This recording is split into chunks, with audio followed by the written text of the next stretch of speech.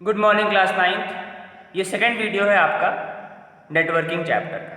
ठीक है, first video में नेटवर्क क्या होता है और नेटवर्किंग की क्यों ज़रूरत पड़ी, क्या उसकी एडवांटेजेस होती हैं, ये सब बताया गया था। इस वीडियो में सबसे पहले नेटवर्क के टाइप्स बताएंगे और नेटवर्क के कंपोनेंट्स बताएंगे। सबसे ये इंपॉर्टेंट पार्ट है टाइप्स ऑफ नेटवर्क। ठीक है, नेटवर्क के टाइप्स वैसे तो 3-4 तरीके से डिफाइन होते हैं। जैसे एक टाइप होता है हमारा उसकी मतलब एक टाइप तीन तरीके से डिफाइन किया गया है। नेटवर्क का एक डिज़ाइन होता है, एक टाइप होता है, एक टाइप होता है हमारा उसकी एरिया के अकॉर्डिंग, एक टाइप होता है हमारा उसकी स्ट्रक्चर के अकॉर्डिंग, और एक टाइप होता है हमारा उसके डिज़ाइन के अकॉर्डिंग। ठीक है, लेकिन ये वो बाकी के दोनों मतलब एक होती है नेटवर्क टोपोलॉजीज, एक होता है नेटवर्क लेआउट, एक होता है टाइप्स ऑफ नेटवर्क। तो यहाँ पर एक ही बताया गया है आपकी बुक में, तीनों नहीं बताए गए हैं। ठीक है, वो भी होते हैं, उसमें टोपोलॉजीज़ होती हैं। टोपोलॉजीज़ क्या होती हैं, जब भी आप 11th में जाओगे या 12th में जाओगे तो वहाँ पर वो सारी चीज़ें डिटेल में बताई गई, यहाँ नहीं बताया गया है। यहाँ सिर्फ टाइप्स ऑफ नेटवर्क बनाया गया है जो according to geographical area. Geographical area के अकॉर्डिंग नेटवर्क के टाइप क्या क्या होते हैं। ये टाइप और भी होते हैं, दो और टाइप के नेटवर्क के टाइप दो और होते हैं, लेकिन वो उनके स्ट्रक्चर के डिज़ाइन, उनके डिज़ाइन और आर्किटेक्चर के हिसाब से होते हैं। यहाँ पर ये जो टाइप्स ऑफ नेटवर्क बताया गया है ये ज्योग्राफिकल एरिया के मतलब किस एरिया के हिसाब से हम नेटवर्क को किस तरीके से डिफाइन करते हैं। पहले भी आप लोगों ने क्लास 8 में भी सुने होंगे आपने, लैन मैन, तो वही सारे हैं, एक इसमें एक्स्ट्रा जुड़ गया है। हालांकि वो एक्स्ट्रा नहीं है, वो अब नई बुक्स में आजकल आने लगा है। वो होते बेसिकली तीन ही हैं, लैन, मैन और वैन। पैन जो है लास्ट में लिखा हुआ है वो भी लैन का ही एक पार्ट है, लेकिन उसको अब अलग कर दिया गया है क्योंकि आज के टाइम पर पैन का यूज़ बहुत ज़्यादा हो गया है। बहुत पैन, वैसे आप पैन का यूज़ हम सब लोग करते हैं, जब बताएंगे तो आपको समझ में आ जाएगा क्या हो पैन का मतलब क्या है। तो सबसे पहले आता है हमारा लैन। लैन का मतलब होता है लोकल एरिया नेटवर्क। ठीक है, लोकल नाम से ही पता चल रहा है कि लोकल एरिया मतलब एक छोटे एरिया में जब हम नेटवर्किंग डेवलप करते हैं तो उसको वो उसकी कैटेगरी जो होती है वो होती है, ये मतलब जो ये एरिया के हिसाब से है। ये जितनी भी तीनों चारों चीज़ें बताई जा रही हैं एरिया के हिसाब से बताई जा रही हैं। तो यहाँ लोकल एरिया का मतलब होता है जैसे एक बड़ा रूम है उसके अंदर हम नेटवर्किंग डेवलप करते हैं, एक ऑफिस की फ्लोर है उसके अंदर, एक पूरी ऑफिस की फ्लोर है उसके अंदर हम नेटवर्किंग डेवलप करते हैं, या एक छोटी बिल्डिंग है अगर उसके अंदर हम नेटवर्किंग डेवलप करते हैं, तो ये सब हमारी लैन की कैटेगरी में आएगा।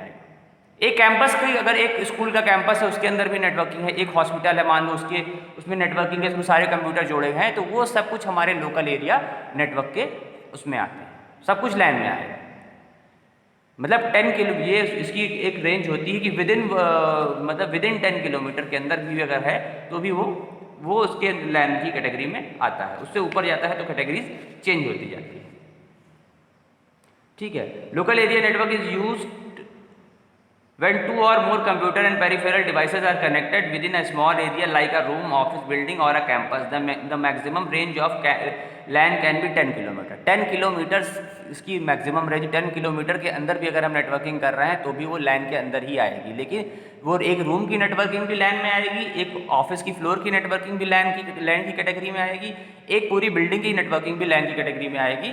साथ ही साथ अगर हम एक पूरा कैंपस लेते हैं, बड़ा कैंपस कर मान लो जैसा कोई है, जैसे BHU आप लोगों ने नाम सुना होगा, बनारस हिंदू यूनिवर्सिटी, तो वो तो 10 किलोमीटर में तो है। वो बनारस हिंदू यूनिवर्सिटी एक यूनिवर्सिटी है, लेकिन उसके अंदर बाराबंकी सिटी जैसे 2 सिटी समा जाएंगी, इतनी बड़ी है वो, तो वो भी हमारी लैन के अंडर में ही आएगी। वो भी ऐसा नहीं कि उसकी कैटेगरी चेंज हो जाएगी, वो बड़ी ज़रूर है, वहाँ आने जाने के लिए ऑटो का यूज़ करना पड़ता है, एक बिल्डिंग से दूसरी बिल्डिंग आने, इतना बड़ा कैंपस है वो।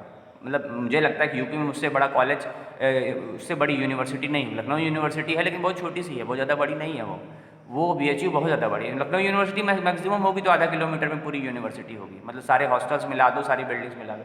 लेकिन BHU जैसी यूनिवर्सिटी है जो 10 किलोमीटर के, हमको लग रहा है उससे भी ज़्यादा ही होगा, हो सकता है लगभग नियर अबाउट 10 मान के चल सके। तो ऐसे कैंपसेस जो होते हैं, जो बहुत बड़े कैंपस भी हैं, वो भी हम उनके अंदर अगर नेटवर्किंग होगी तो वो भी नेटवर्किंग हमारी लैन की कैटेगरी में आती है।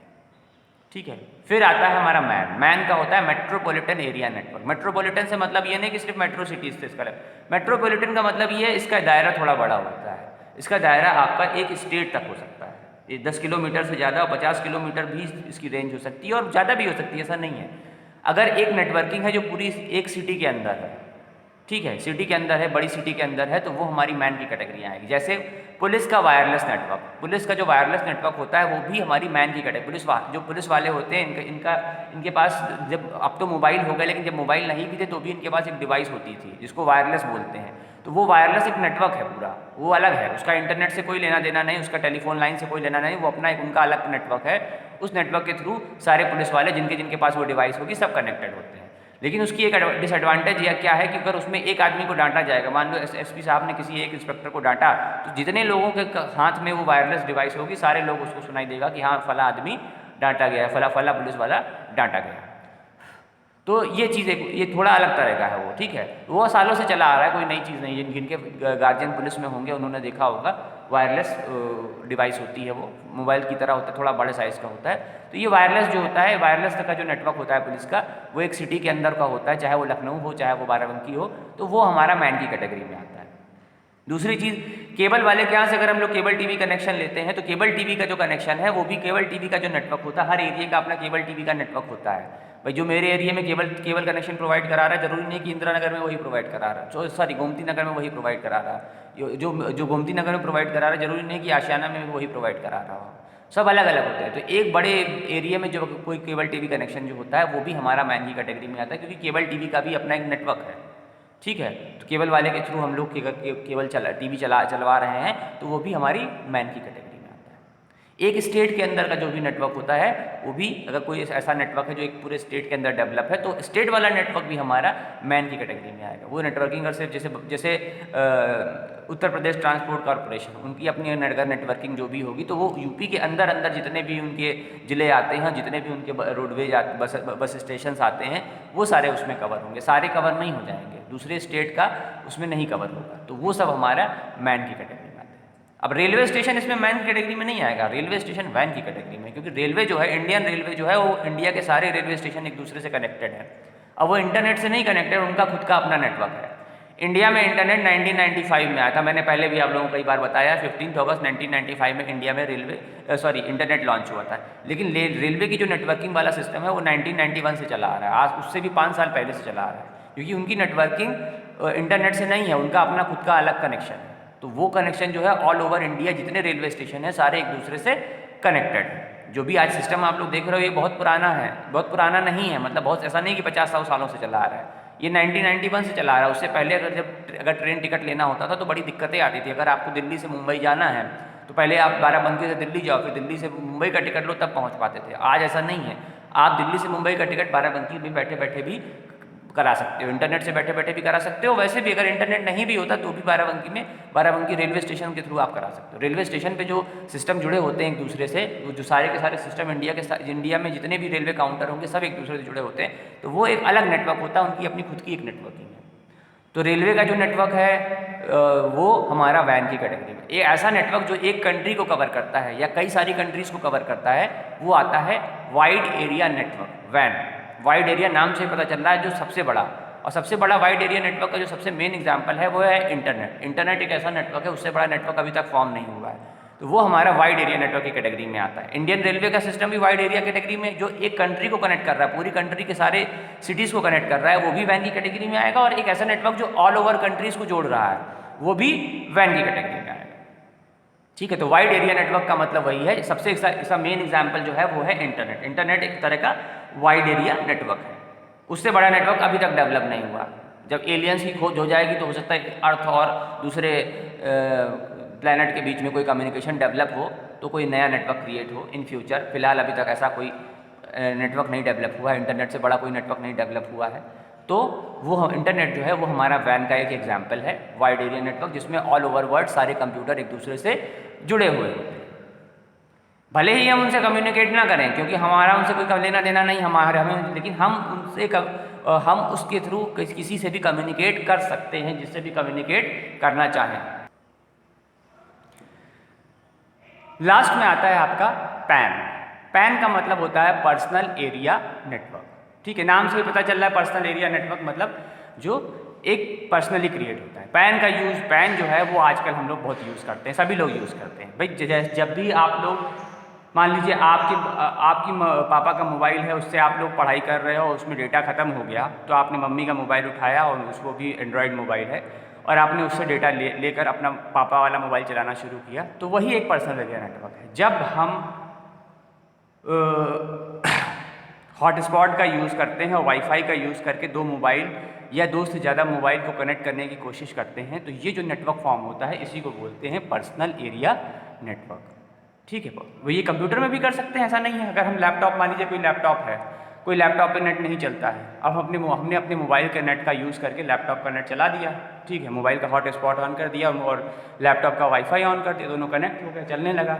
तो वो जो नेटवर्क क्रिएट होता है वो होता है हमारा पर्सनल एरिया नेटवर्क। मतलब अपने यूज़ के लिए जो छोटा सा नेटवर्क हम बनाते हैं जो पर्सनली वर्क करता है उसी को बोलते हैं पर्सनल एरिया नेटवर्क। ये पैन जो है पहले बुक्स में नहीं बताया जाता था, मतलब आज से 4-5 जब से मैं पढ़ा रहा हूँ, तो जब मैंने पढ़ाई की थी तभी भी लैन वैन तीन ही बताया जाता है। छोटी क्लास में तो सिर्फ लैन और वैन बताते हैं, मैन भी नहीं बताते हैं, लेकिन जब से 6 अकॉर्डिंग लैन वैन तीनों बताया जाता है। पैन तो अभी पैन भी जो है वो लैन का ही एक पार्ट है, लेकिन अब उसको अलग कैटेगरी में रख दिया गया है ज़्यादा यूज़ होने की वजह से। ठीक है, तो ये 4 टाइप के हमारे नेटवर्क हैं। इसके बाद कुछ आते हैं हमारे नेटवर्क कंपोनेंट्स। नेटवर्क कंपोनेंट्स के नेटवर्क फॉर्म होने में कौन कौन से कंपोनेंट्स यूज होते हैं, तो ये वो चीज़ें हैं। ठीक है, सबसे पहले आता है सर्वर। सर्वर होता क्या? A server is a powerful computer with high speed and generate great processing capability. There can be multiple servers in a computer network. Server can link other computer और electronic devices together to provide information services to both private and public user. ये तो हो गई कहानी English में। अब उसका मतलब समझो हिंदी में क्या। सर्वर भी एक तरह का कंप्यूटर होता है। मार्केट में सर्वर अवेलेबल होता है, आप सर्वर खरीद सकते हैं। 1.5 लाख रुपए का सर्वर आता है, तो वो एक टाइप का कंप्यूटर होता है, लेकिन वो कंप्यूटर जैसा नहीं होता है। नेटवर्किंग को डेवलप करने में सर्वर का बहुत बड़ा रोल होता है। जब बहुत सारे जैसे कोई ऑफिसेज होते हैं, तो वहाँ पर जो छोटे छोटे ऑफिसेज भी, मतलब एक छोटे का ऑफिस का मतलब है जैसे मान लो जैसे 1000-1200 एम्प्लॉयज़ के ऑफिसेज हैं जहाँ पर, और IT कंपनीज हैं या इस तरह के ऑफिसेज हैं जहाँ सारा काम कंप्यूटर से होता है, तो वहाँ पर उनका खुद का अपना सर्वर होता है। उसी सर्वर के थ्रू सारे कंप्यूटर कनेक्टेड होते हैं और वो जो भी वर्क करते हैं उसी सर्वर पर वो सेव होता जाता है।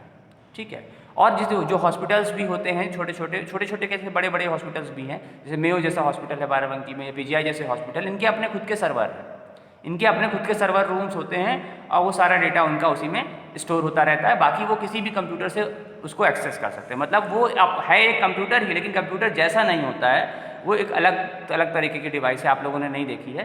कंप्यूटर नहीं है वो, मतलब कंप्यूटर है वो कंप्यूटिंग डिवाइस है, लेकिन कंप्यूटर जैसा लैब होता है, जैसे मॉनिटर होता है, ये सारी चीज़ें उसमें नहीं होती, वो थोड़ा सा देखने में अलग तरीके से होता है, लेकिन वो कनेक्शन उसका कंप्यूटर से ही दिया जाता है, जिससे कि लोग उस कंप्यूटर, जो भी लोग उस कंप्यूटर से, उस सर्वर से जुड़े हुए हैं, वो सारा डेटा एक दूसरे से शेयर कर सकें।